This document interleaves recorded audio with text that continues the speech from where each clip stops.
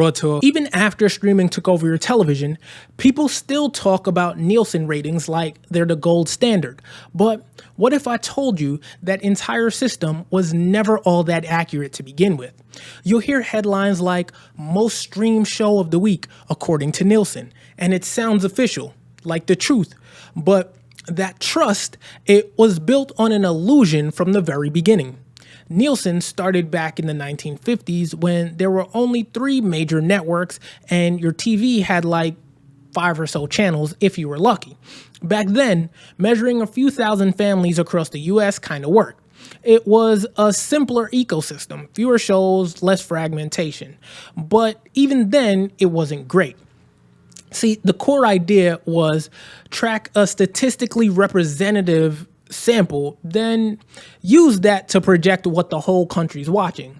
Except it never really was representative, especially not as the country changed. I mean, demographics shifted, taste diversified, and TV exploded into hundreds of channels, then thousands of shows, then on-demand everything. Meanwhile, Nielsen's box count stayed basically the same. Still a small sample, still locked into this outdated idea that a few families in Iowa and New Jersey could tell you what 330 million people were watching.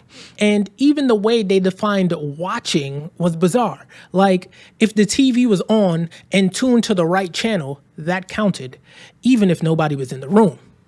They didn't know if you were engaged, if you finished the episode, or if you changed the channel 5 minutes in.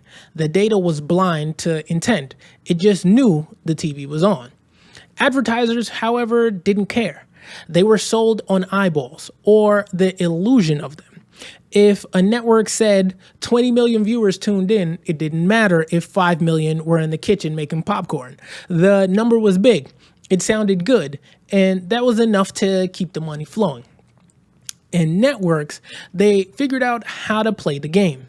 They'd scheduled their best episodes during sweeps week, the periods when Nielsen would collect the most data for advertisers. They'd tweak storylines, introduce cliffhangers, even bring in celebrity cameos, all to spike the numbers when it counted most. Not because it made sense for the story, but because it made sense for the spreadsheet. Some shows even lived or died based on sweeps week alone. Just a few strategically placed episodes and a prayer that the right households were watching. That's how fragile the system was and how easy it was to game. I went into this a bit more in depth in my TV shows are worse now video, so you can check that out. Now, when DVRs came along, Nielsen lagged behind. When people started watching shows online, Nielsen again lagged behind. And when binge watching on platforms like Netflix became the new normal, the same story. Nielsen lagged behind. They tried to adapt. They added Live Plus 3 and Live Plus 7 to track people who watched later. They tried partnering with streamers to get more data, but it was always reactive and always behind. And through all of it, the media kept treating those numbers like gospel because there was nothing else. It was the only scoreboard we had, even though it was measuring the wrong things in the wrong way for the wrong reasons, quite frankly. But it gets even stranger. When networks and platforms stop relying on Nielsen behind the scenes, they still use the language of ratings in public because it sounded official. It made content feel important. Don't forget to clap the like button. If you could slap top rated or most watched onto your promo poster, people paid attention. It didn't matter if the numbers came from a flawed box in a stranger's living room. It didn't matter if they came from nowhere at all. It mattered that they looked real. So now we're in this moment where the data either doesn't exist or it's being carefully selected, packaged, and sold to us as proof. And because we've been trained for decades to trust a number on screen, most of us don't stop to ask where it came from. And when that blind trust became the default, when even bad data felt better than no data, it created that perfect vacuum, the one that streaming platforms were more than happy to fill. Because now they don't just influence the narrative of success, They own it completely. The numbers you see, the top 10 list, is not just content, it's strategy. Because now the platforms don't just report the stats, they control them. See, Netflix didn't just replace the scoreboard you relied on. They burned the old one down, built their own, and hung it in Times Square with fireworks around it. Every time a new show drops, there it is.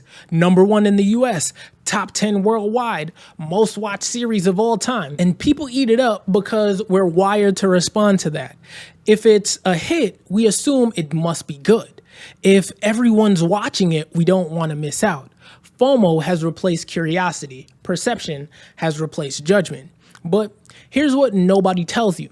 Netflix decides what those numbers mean, and they change the definition whenever it suits them. There's no consistency or oversight, just Netflix announcing its own greatness and everyone else nodding along like it's been confirmed by science.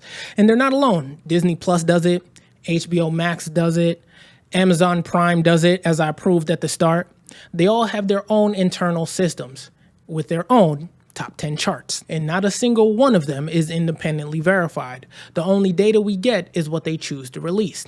The hits get the headlines, the flops get quietly removed from the front page. You assume it was your fault for missing it, but really, it just didn't do what they needed it to do, so they quietly walked it away.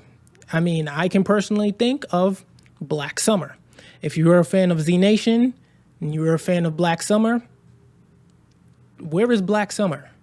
Somebody asked the Asylum. Somebody asked Netflix. What's the deal with Black Summer? That's what makes this moment so confusing. You can't tell what people are actually watching anymore, just what platforms want you to think people are watching. And if you're a creator trying to break into that space, I mean, good luck, because now you're not just competing with other shows, you're competing with the algorithm's mood that day. And if it buries your work under 5 layers of trending nonsense, no one even knows it exists. The scoreboard is rigged and part of a branding strategy. See, so it's not that everything is doing well, it's just that no one's allowed to say otherwise, which brings us to the other half of the illusion. Because even if we could see the numbers, even if we did know exactly how many people were watching something, what happens when the reviews are just as manipulated? Let me know your thoughts in the comments, and for more videos like this one, check out this video right here.